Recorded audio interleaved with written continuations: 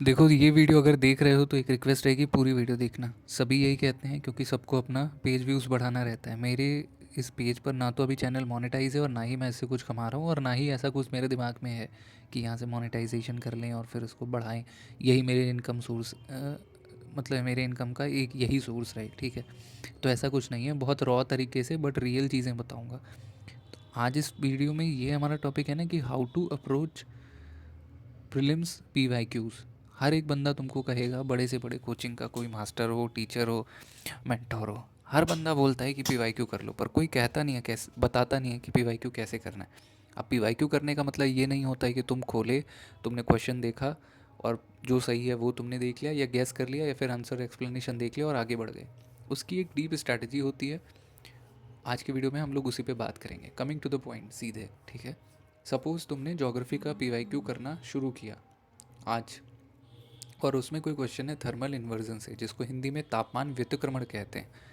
ये क्वेश्चन अगर suppose UPSC prelims में 2017 में आया है, 20 में आया है, और उसके बाद अगर यही क्वेश्चन वापस से 2024 में आया है, सपोज़ एग्जांपल दे रहा हूँ, ठीक है।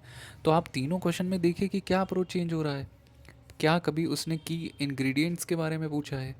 क्या कभी उसने की कंडीशंस के बारे में पूछा है? क्या उसका इम्पैक्ट पूछा है?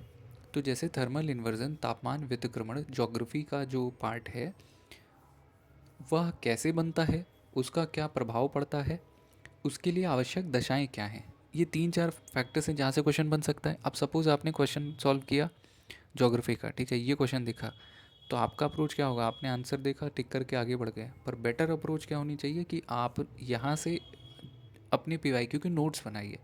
थोड़ा सा ऑकवर्ड लग सकता है क्योंकि मेंटोर्स वगैरह ये सब नहीं बताते हैं, बट भाई मुझे ऐसा लगता है कि तुम अपने पीवाईक्यू का अगर नोट्स बना लिए सारे सब्जेक्ट्स का, छोटा छोटा A4 शीट पे, और फिर उसको तुमने स्टेपल करके रख लिया, तुम जितनी भी कोचिंग्स हैं उनकी जितनी टेस्ट सीरीज़ है, तुम उसको सॉल्व करने बैठो और वहाँ पर देखो कि सेम सेम टॉपिक से वो क्वेश्चंस बनाते हैं अलग अलग फॉर्मेट में।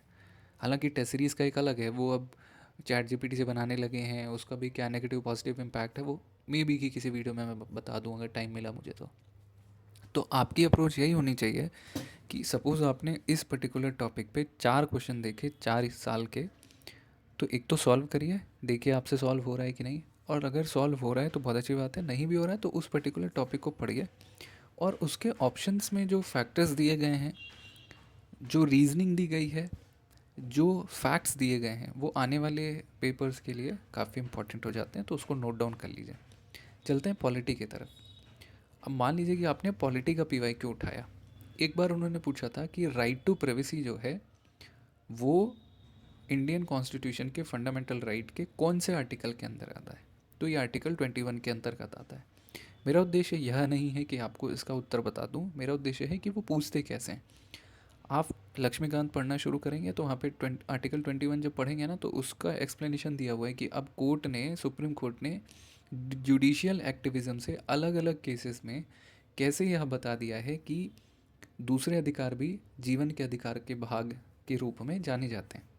लेकिन आगे अगर इसमें से क्वेश्चन बनेगा, वो क्या करेगा, तीन चार राइट्स दे देगा, तीन राइट्स देगा जो आर्टिकल 21 के अंतर्गत आता है, और एक कोई दे देगा जो उसका पार्ट नहीं है, और फिर पूछ लेगा कि ऑड एंड इवन करके कि कौन इसमें ऑड है, उसको निकालिए। सेम चीज़ अगर देखते हैं कि इन्वायरमेंट इकोलॉजी, अगर आपने इन्वायरमेंट इकोलॉजी का थोड़ा बहुत भी पीवाईक्यू देखा होगा, अब वो ये नहीं पूछ रहा है कि बायोस्फीयर रिजर्व कहाँ है, अब वो ये पूछ रहा है कि ये बायोस्फीयर रिजर्व पर्टिकुलर कौन सी नदी के बीच में है, या फिर इसके आसपास कौन सी नदी बहती है, या फिर इसके आसपास कौन सी पहाड़ों की श्रृंखला है, कौन सा माउंटेन रेंज है, ठीक है। तो यहाँ से रिलेटेड सवाल पूछता है। जैसे नागार्जुन श्रीशैलम करके टाइगर रिजर्व है, जिसको एनएसटीआर कहते हैं अगर मैं गलत नहीं हूँ तो। ये इंडिया का सबसे बड़ा टाइगर रिजर्व माना जाता है। इसका अब सबसे बड़ा टाइगर रिजर्व है तो इसका कोर एरिया भी सबसे बड़ा होगा, जो क्रिटिकल एरिया होता है टाइगर का, ठीक है।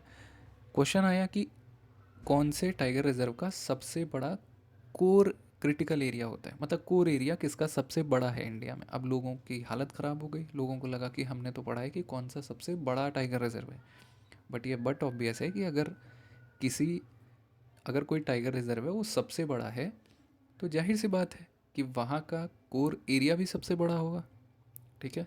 तो इन्वायरमेंट इकोलॉजी का ये जो क्वेश्चन है आया कैसे, कुछ साल पहले उन्होंने कुछ सवाल पूछा था और उसमें बताया था कि बताइए निम्नलिखित में से कौन से टाइगर रिजर्व इस पर्टिकुलर नेशनल पार्क के हैं। सपोज अन्नामलाई नेशनल पार्क ले लिया, अब अन्नामलाई नेशनल पार्क के अंदर भी तो बहुत सारे टाइगर रिजर्व होंगे। वहाँ पर ऑप्शन में नागार्जुन श्रीशैलम टाइगर रिजर्व का नाम दिया था। उसके कुछ साल बाद उसने क्या पूछ लिया कि इस टाइगर रिजर्व का कि कौन से टाइगर रिजर्व का सबसे बड़ा क्रिटिकल एरिया है, और उसका आंसर क्या था, नागार्जुन श्रीशैलम।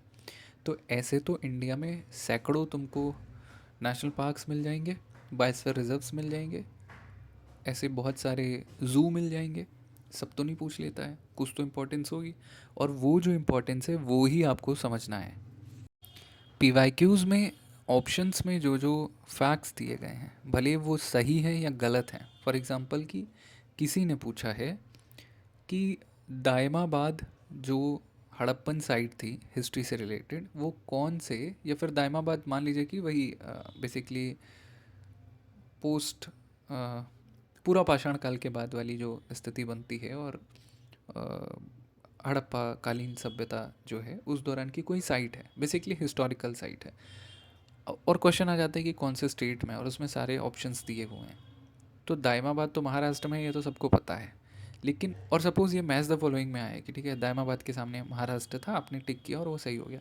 लेकिन चार जो अदर एग्जांपल्स दिए गए हैं ना, जैसे मान लीजिए किसी ने पूछा है कि कुराल यूपी में स्थित है, ठीक, या फिर कोई उन्होंने दे दिया राखी गढ़ी का नाम दे दिया, ठीक है, और उसके सामने कुछ गलत लगा दिया, तो उत्तर तो हमको मिल गया दायमाबाद की, दायमाबाद महाराष्ट्र में। लेकिन जो अदर फैक्ट्स हैं वो हमारी आने वाली परीक्षाओं के लिए एक इम्पॉर्टेंट सोर्स ऑफ इंफॉर्मेशन के रूप में काम करते हैं। छोटी सी इंफॉर्मेशन है इस वीडियो में, इसको फॉलो करके देखिए। तो बेस्ट तरीका है पीवाईक्यू को सॉल्व करने का कि आप पीवाईक्यू सॉल्व करें तो सिर्फ ये ना करें कि क्वेश्चन आंसर तरीके से उसको देखा और फिर हट गए। उसको इस तरीके से फॉलो करिए कि एक क्वेश्चन शुरू किया है तो उसके चार ऑप्शंस देखिए, उसमें कुछ इंपॉर्टेंट लगे तो उसकी रिसर्च करिए, ठीक है। जैसे लेदांग अगर कहीं आपको वर्ड मिल गया, रोका कहीं वर्ड मिल गया, कोनुकू कहीं मिल गया, तो तुरंत गूगल टाइप करिए। उसके आसपास नियर बाई चार पांच फैक्ट्स गूगल खुद दे देता है, वो आपके दिमाग में होना चाहिए, वहीं से क्वेश्चंस बनते हैं। सेम चीज़ इकोनॉमी में भी है। अब आरबीआई सॉरी, तो आरबीआई में एक बोर्ड बना हुआ है, ठीक है, जो नियुक्ति करता है। उस बोर्ड से रिलेटेड पहले तो ये पूछा था कि नियुक्ति कौन करता है, बाद में पूछ लिया कि उस बोर्ड का अध्यक्ष कौन होता है, आरबीआई का गवर्नर होता है या वित्त मंत्री होते हैं, ठीक है। सेम चीज़ है जीएसटी काउंसिल, तो जीएसटी काउंसिल कैसे बना, कौन से अमेंडमेंट से बना, कौन से आर्टिकल में है, ये तो ठीक है तुम कर लोगे। फिर पूछा कि जीएसटी काउंसिल की अध्यक्षता कौन करता है, चेयरमैन कौन होता है। बाद में पूछेगा कि जीएसटी काउंसिल के निर्णयों को पास करने के लिए कितनी वोटिंग की आवश्यकता होती है। तो ऐसे क्वेश्चन फ्रेम होता है, वो कहीं हवा में नहीं पूछता है। ऑल दो यूपीएससी जितना अनप्रडिक्टेबल है, नो वन कैन प्रेडिक्ट। और जितने मार्केट में चलते हैं ना कि मेरे बुक से आया, मेरे मटेरियल से आया, वो सब तुम्हें पागल बना रहे हैं। उनके चक्कर में अपनी पढ़ाई का समय, इंपॉर्टेंट समय वेस्ट ना करो, यही मेरी सलाह रहेगी। मिलते हैं किसी नई वीडियो में। मन करे थोड़ा सा भी अच्छा लगा हो तो किसी के साथ शेयर करना एंड सब्सक्राइब करना। जल्दी मिलते हैं। और जो टॉपिक पे तुम बेसिकली सुनना चाहते हो एक ऑडियो, वो मुझे बताना, और ऐसे ही ऑडियो नोट फॉर्मेट में ही मैं आगे की वीडियोस भी अभी डालूँगा, क्योंकि एडिटिंग का टाइम नहीं है। एंड ये बहुत इजी होता है कि तुमने ईयरफोन्स लगाए, तुम्हारा एक डाउट चला गया, ठीक है। So all the very best, keep doing hard work, अच्छे से पढ़िए, सब कुछ बहुत अच्छा होगा, पॉजिटिव रहिए। कुछ भी हो तो कमेंट बॉक्स में मुझे बताइए। Bye bye.